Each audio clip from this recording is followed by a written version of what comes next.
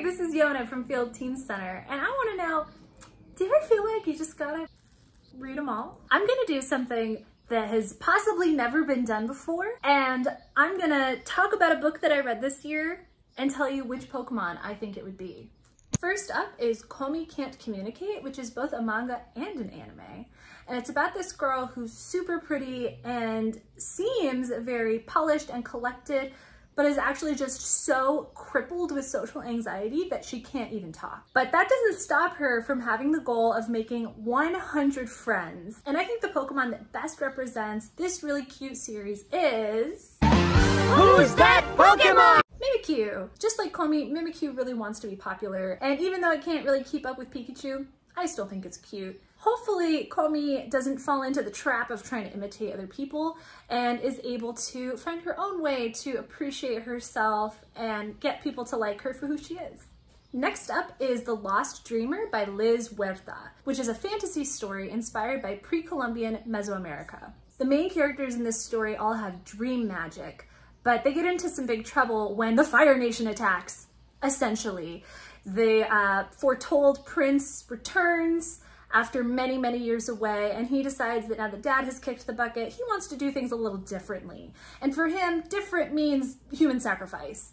So these two characters who seem unrelated at first end up being forced together to confront this usurper and also try to figure out the meaning of the prophecy of the Lost Dreamer. And the Pokemon that I think represents this story is... Who's that Pokemon? Xatu. Just like this story, it has this kind of Mesoamerican inspired color palette. But of course, we have to remember that real totem poles represented real animals and creatures and symbols that are important to indigenous groups. This one's just kind of made up and pretty. But just like the characters in this story, Xatu can see into the future, and it can also put its opponents to sleep and make them have dreams. Next up is Ophelia After All by Raquel Marie. It's about a teenage girl who is well known for being boy crazy and almost nothing else, until she starts to realize that her strong desire to be friends with this girl in her class isn't really just about friendship, and she has to reconcile what it means to be bi and what it means for her friends and family to know this about her. The Pokemon that I think represents this story best is... Who's that Pokemon? Roselia. Ophelia is obsessed with the roses in her garden and even assigns different rose varietals to each of her friends. So I think this rose Pokemon is a great fit for her.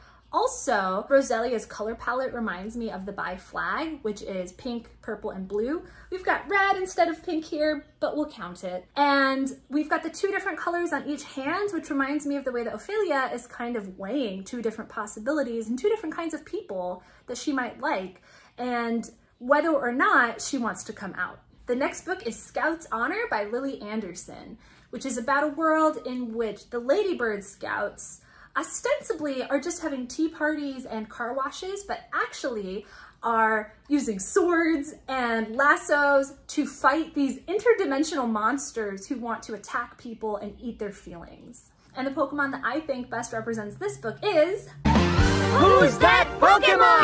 Hatterene. First of all, with a cover this pink, it has to be a pink Pokemon. And just like Hatterene's final form, the monsters in this story are known to attack people who have really strong emotions. But this story is still pretty cute and lighthearted, so I went with the smaller, cuter version instead of the kind of messed up final form. And fairies are kind of tricksters, which suits the nature of this story where there's one thing happening at the surface, but actually in secret, all the characters are doing this other thing. The last story is Feed by M.T. Anderson. This is a utopian story that's about the dark side of social media and advertising, but also has a lot of humor.